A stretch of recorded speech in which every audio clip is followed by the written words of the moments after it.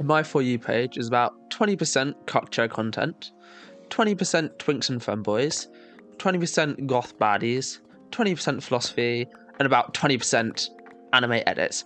And I am happy with about 95% of that. I mean, twinks and femboys, just because I prefer walking down the valley, doesn't mean I can't appreciate the views of the mountain. And I mean, the goth baddies, the aforementioned valleys, such an interesting dichotomy. I cannot tell whether they are two sides of the same coin, they're the same thing, or they're just two entirely separate entities.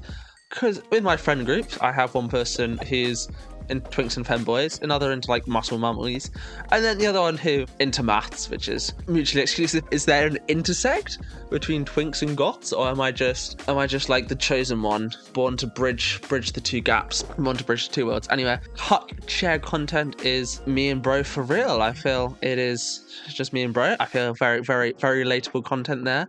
Philosophy makes me feel smart. I'm happy with that. Anime edits, I feel like that's the problem. Is the 5% of anime edits glazing Ayanokoji from Classroom with the Elite, which generally pisses me the fuck off. And most of the comments rightfully clown on the people who make the edits, because he is just the most boring, bland, terrible character known to mankind. I feel he doesn't have the charisma of Madarame Baki, you know? He doesn't have that personality of Poirot. He doesn't have a Watson. He has nothing.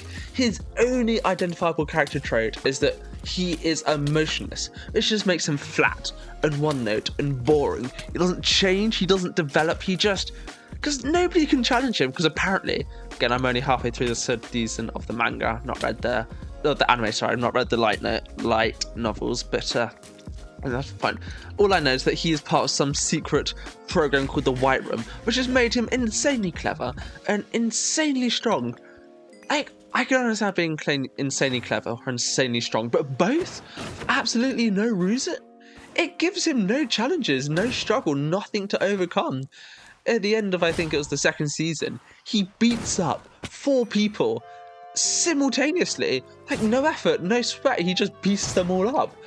Why? Because he can. There's no challenge. He doesn't have to struggle. He doesn't have to outwit them. All he has to do is just go, yeah, no, you see, your mistake was thinking you could beat me in a fight. Now, you were silly for thinking you could beat me in a fight, despite the fact that I am skinny and about half the height of 2 of the fighters here. I can take you all. Why? Just because I can.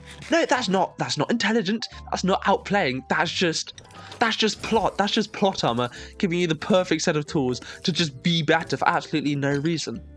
And again, there's no problem with having overpowered characters. I feel like Madarame Baki from Musekoi, he's incredibly intelligent, or Saitama from One Punch Man, they're incredibly overpowered. But with Madarame Baki, you have other equally insane characters to balance it out, to really drive the story up to like that level of hype and have outsmarting players, because it just doesn't happen in Classroom with the Elite. The outplays are just so mundane and so boring. But several of the special events, which are the whole kind of thing where you get a chance to show your talents, he doesn't do anything for one of them. There's a special event, they live in the woods and they have to pass a bunch of challenges.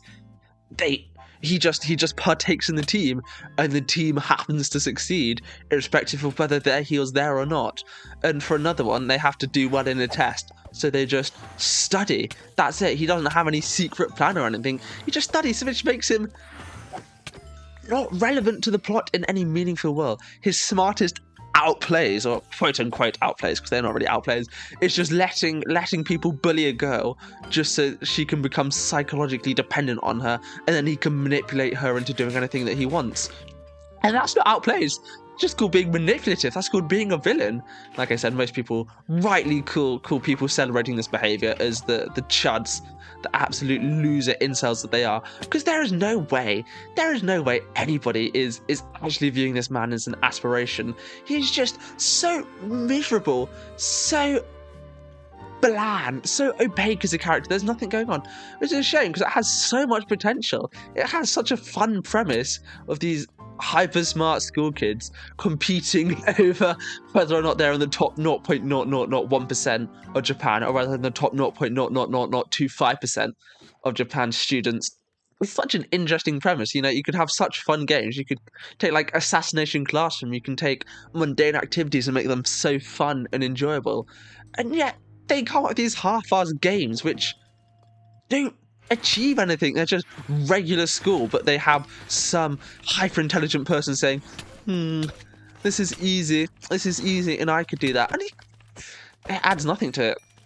And what's particularly egregious is that this focus on Ayanokoji sidelines other interesting characters. Take Rian, for example, who becomes the tyrant of Class C, which again is such a fun premise. Again, I'm not sure what Japanese schools are like, but having recently graduated from secondary school, should be that high school age, there is nothing like that going on. Again, it doesn't matter because it's such a fun premise, such a fun idea, and yet they don't focus on him. They just show him getting defeated, and they don't show how he came to become the tyrant of Class C. They don't show anything about him. They give him interesting characterization, and then they do nothing with it. They show him learning, having an arc, and then they just discard him in favor of Ayanokoji. Why would you focus on Ayanokoji when you have so many other better characters? Like Horikita, she's the younger sister of the head of school, or the head of the student council. Again, such a fun premise. I haven't seen. Anyway, I feel like that must be a Japanese thing because I've not seen such cliques form. Anyway, besides the point, student council, interesting. Standing alone. She tries to do everything by herself, be strong and independent, but she fails. And then Ayanokoji tells her she needs allies, but the story goes ahead and fundamentally undermines this message by having Ayanokoji not need allies because he can just get whatever he wants by manipulating other people. And also, I thought this school was supposed to be the most intelligent of the intelligent, and yet half the people are absolute idiots. I feel everybody falls in line under a couple, like one leading figure for each class, and it makes no sense to me. If you have all these clever people in one place, there'd be more. They wouldn't just fall in line. There'd be such a melting pot of stuff of all people trying to one up each other. I don't understand that. Feel like intra-classal conflict should be much higher. It's like, take Assassination Classroom. There is disagreements between how the assassination be carried out, and a part of that story is overcoming that instead of all being on the same page from day one. It makes no sense. And another thing with Ayanokoji is that he has no Watson, which means any inkling, any possibility that we could relate to him is just absolutely blown to smithereens by the fact that we are often told about his ingenious plans afterwards. You don't get to see him enacting. You don't get to see his steps and be left into dark as like the intention behind it, like with Akiyama in Liar Game, where you see what he does, even if you don't understand it, then at the end it can be explained to you, or the theory gets explained to you at the start, and then you can see him do. No, it just has him showing he did. Oh, I swapped phones, so people would think it's like there is no way to relate to him. He's set up as I'm not sure quite what to describe him. He's set up as this essentially perfect paragon. There is no way to relate to him. There is no way for him to develop as a character. There is no way for him to encounter any struggle. And yet, the story inexplicably focuses on him, and it pisses me off. And the people who think that he is... Actually, to be fair, I feel the one good thing that has come from this was the amount of edits clowning on him, because they are genuinely so funny.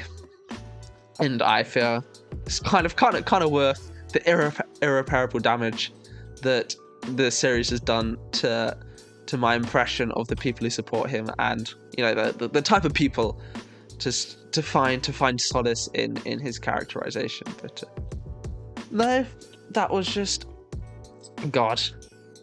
I just need to get that off my chest. I've not finished the anime, but I'm afraid it gets better. I hope I'll keep watching it, because seeing him piece up 4 people at once was pretty hype. And I find it incredibly funny when the show shows him. Oh my God, shows him bullying a character. Essentially, there's this one girl, Rizaki. She's being bullied horrendously. He comes up to her and just tells her to spread her legs, and she does it, fully believing she's about to get raped. And it's just that moment, and people genuinely, unironically believing that he is somehow the protagonist of all this is incredibly hilarious to me. And I will watch it because, again, I do see edits and I don't want spoilers. I feel if there is, people are glazing it, so there must be something good, and I want to keep myself fresh for that. But once I finish it, you best believe you're never touching the medium again.